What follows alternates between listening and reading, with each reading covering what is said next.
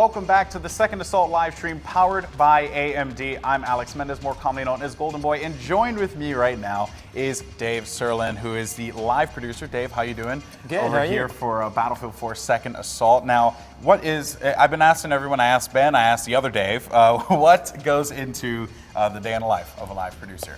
The day of a live producer is I own the quality of the live environment, basically. Okay. But for Second Assault, I worked a lot of CTF and UI. Okay. So a lot of that and persistence as well. So what is that? What is persistence? Persistence is all the awards and trophies and dog tags and stuff like that. Okay. Then in the end, I also worked on the premium stuff, the drops that we were going to have. Okay, very nice. So you just make sure everything looks pretty. Yeah. Essentially, is what I'm gathering. Right? High quality. That's High quality. Well, speaking of pretty, we actually have Operation Firestorm.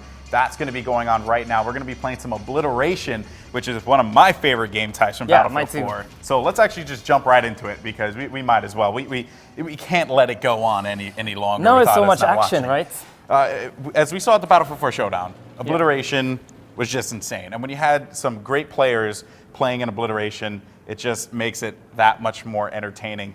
Most importantly, to highlight here, Operation Firestorm, what new changes have been made to this map? We've been talking about the new changes in every single map that we've been showing here for the live stream. Yeah. What is different about Operation Firestorm? So we looked at this map and wanted to fulfill the promise of the original map, but we also wanted to add a lot of tactical elements to it. I would almost call it tactical levolution because it's all these macro levolution events that you trigger as a player. It's a lot of player-driven levolution events here, and you can use them to your advantage. In a game mode like this, where you have something that you have to carry to a specific point, you can really utilize that in, burning the guy next to you because you let the oil slick on fire underneath you. Yeah, and the oil slicks actually can be triggered by just shooting it or just like... Or a grenade, or the little burner. Or the repair to the burner, which is very nice. So actually, I did get a couple questions from the live chat here, so make sure you guys keep them coming.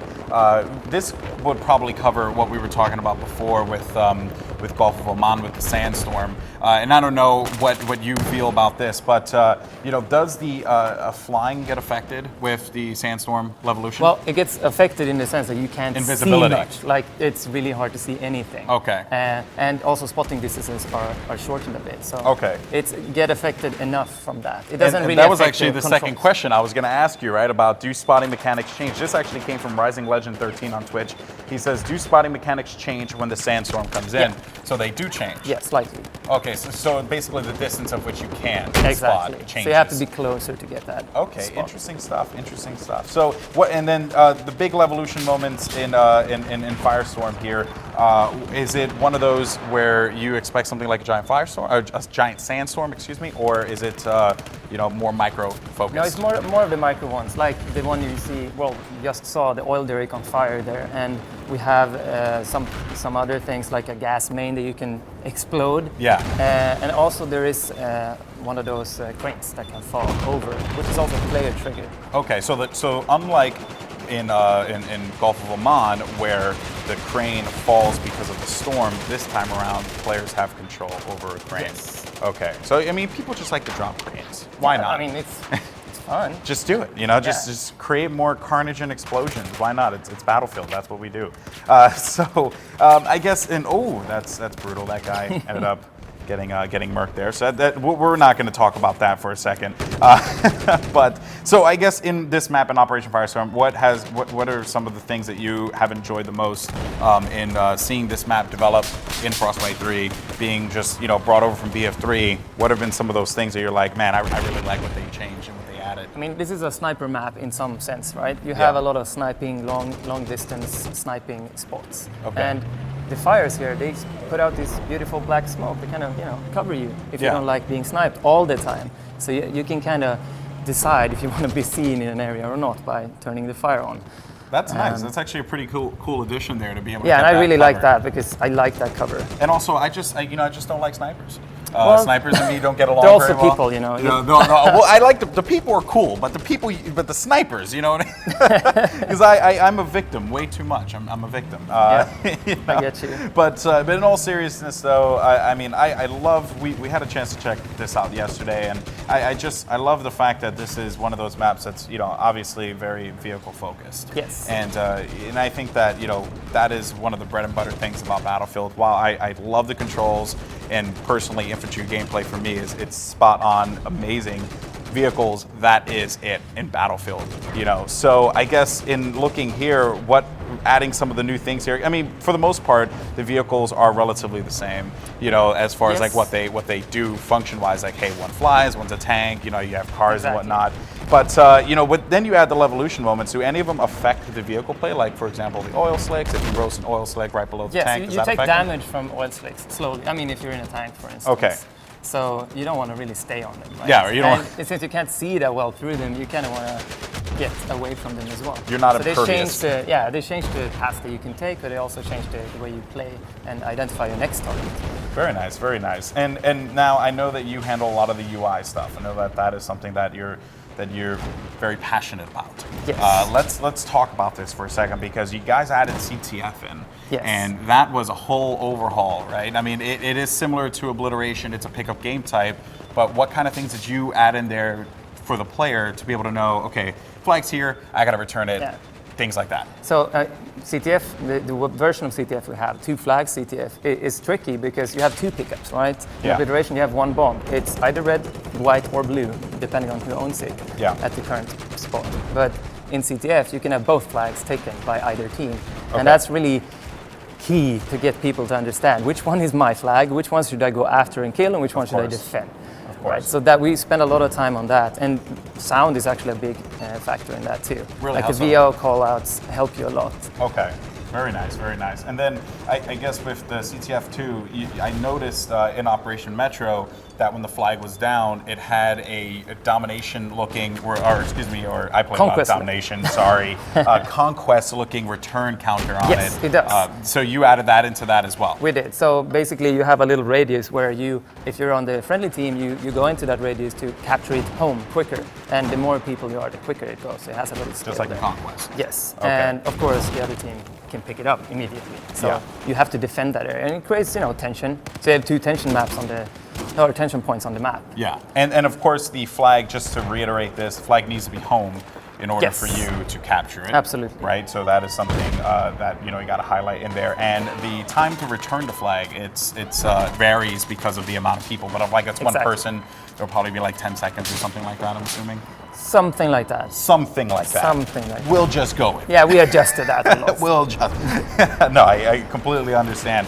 And take a look at some of the action here, by the way.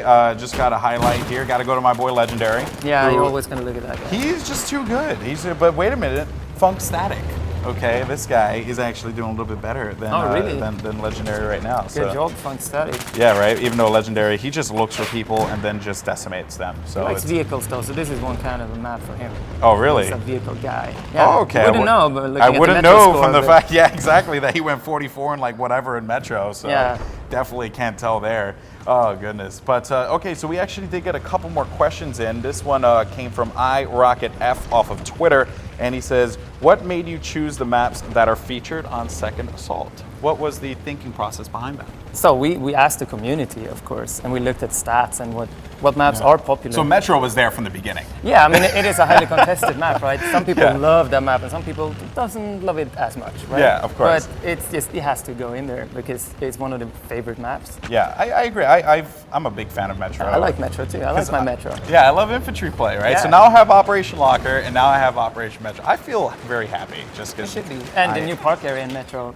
Yes. I love that. Obliteration on Metro is in the park area. Why? Oh, so wait. So Obliteration of Metro is in the park area, not inside of the tunnels. Interesting. Why do that? It just really plays well in that area. And you're used to playing it in Rush, and it's one directional, and now it's 2 directional, and all directions really. Yeah. With all the grass fires, and it just gets really chaotic the way Obliteration should be. I really like that. Obliteration is just insane, as we're seeing right now, which, by the way, the red team currently down. They they're currently up. They have 1 bomb site remaining. So let's see Let's see here if they're going to be able to make that happen. But taking a look, man, Mars, he is just tearing people apart inside. Just picked up a bunch of kills. It's like, you know, no care in the world, right? Just go for it. So, okay, here's a cool part that I always was very interested in. So the bomb, right? When you pick up the bomb in Obliteration and the red that basically is just shining, as you could see clearly right here, was that more or less to tell the player, hey, you're carrying the bomb? Yes. Or was it to just show the other guys, like, this dude's running with the bomb, he's both. a giant glowing thing? Yeah, I mean, it's both, of course. I mean, it's really important if the objective is, you know, the centerpiece of the game mode, it needs to be known where it is and what you're supposed to be doing. So to help new players and, you know, players like me who forgets things now and then, we really need to see it, right? We need to see it in the world. So that helps. And also, I mean, the red light is more for you, actually, because you see it clearly on your arms. Okay. Oh, what is this? Oh, I'm carrying, okay. Yeah. Because, you know, it can get really hectic and your friend that you ran behind can die and you just automatically pick it up, right? Yeah. So it has to be really clear. I'm really disappointed right now in Yeah, Killer he's T. missing. He's missed like that was a clear shot. Like the guy me hasn't sniping. even moved, honestly. Yeah, look at that. He's like, I'm going now back he and has a forth. buddy there, and he's just going to keep on missing. Yeah. Mind you, these are dice he people, not so we trying? can What make is fun of this? them. Come You know, on. and then he just points. He's like, you know what? Forget that guy. I don't That like guy. him. That guy, mean dude. And you know what, Killer T, you had your moment to shine. Yeah, well, Back shine, to I don't know. legendary. Yeah, let's go back to legendary. Oh goodness, man! That's just some of the things that I love. You know, it's funny because I was, I go on YouTube all the time to check out a YouTuber, Chaboy, to check out his hilarious clips and just the moments that he has, and I can't wait to see what he does with like, you know, like funny moments in this in this second assault maps. It's just insane. That's just one of the things I love about Battlefield. You just get so many crazy things you just laugh at. And, Yeah, and it's absolutely. entertaining. And I mean, this map, normally you spawn really far away in this game mode, but we have this parachute drop-in Really? added to this map, which, you know, gets you right in there quickly. Yeah, And of course, the 5-man squads helps as well. Of course. And I love the fact that joining squads are fairly simple. So I could just go like, you know what, all my friends all together, we're going to make a new squad and we're going to be the best squad in the world. So that's just what I do. And it seems like Annoying Assert now is trying to snipe. You know what? Let's pick the sniping, the first day of sniping when we have this stream, right? I think DICE employees, you know, maybe, you know, we got to work on their sniping skills just a little bit. You know, hit up some of the guys out there that know how to snipe and give them some tips. Yeah, what do you think? yeah, Right? I think so too. You're a sniper, right? Totally not a sniper, but Totally I not know a sniper? how to No? Okay. snipe, though. I know how to, I can snipe better than that. Whoa, shots fired. Okay, Yeah. so now that we know that that's going to be the case, we have to put that to the test eventually. Again, you know, just talking here about Second Assault, guys. If you're just joining us, just want to reiterate that you should stick around because at the end of the show, we are going to have an awesome Second Assault trailer exclusive. Your eyes, first time seeing it, it's going to be awesome stuff. But we have about 50 seconds left in it, so in this particular matchup. So I guess I got to ask you, Dave. I asked this to the other Dave and Ben. Favorite map in Second Assault? Favorite map is this map. I love this map. This is your favorite map. And I'm an infantry guy, right? So Okay. I like the dragon of the tank coming to kill me. And in this map now, there's so many places to hide from me. Being the engineer that I am, you know, I want to mine them. I want to. So you're an NG too? Yeah. Oh man, we're brothers, dude. I'm an NG all the time, and I'm just there like repairing stuff, and then you know no one appreciates me because like I'm there making sure you look good. I feel you, man. We have to You have the torch now. You can start fires with the torch, man. It helps I a know. lot. I feel good about that. That makes me so happy just because I can go and just burn tall grass. Yeah, who doesn't want to burn things? Yeah. So you heard it here first, guys. Who doesn't want to burn things? But in any case, so that is going to do it. It seems like the blue team has managed to secure themselves a W here. So I guess, you know, with that said, I want to ask you, any last words for the people at home who, you know, are like, I don't know, should I get Second Assault or not? What do you have to say to those doubters? It plays awesomely. Go buy this. I would. Boom. That's it. It's over. Oh, man. Well, Dave, I want to thank you so much for your Thank you. time. Greatly appreciate it, guys. And, of course, that is going to do it for us here at the DICE LA studios. It's been a blast. I'm really looking forward to checking out Second Assault. It's going to be great, right? Yeah. Just take a blowtorch and just, you know, destroy some grass. Start some fires. Start some fires. That's all you got to do. But beyond that, though, play the game. It's going to be awesome. Play Second Assault. And of course, we want to thank you guys so much for tuning in here to the Battlefield 4 Second Assault live stream, powered by AMD. Now, just a few tidbits for you guys. If you're gonna look to get Second Assault, comes out first on Xbox One, November 22nd, and you can get it later on PC. Like I said before, we have an awesome trailer that will be debuting right now this second. So go ahead, watch it, enjoy, share it on the social medias and all that stuff. I'm Alex Mendez, more commonly known as Golden Boy for Dave, and everyone else here on the DICE team. Thank you so much for tuning in. We'll see you guys later.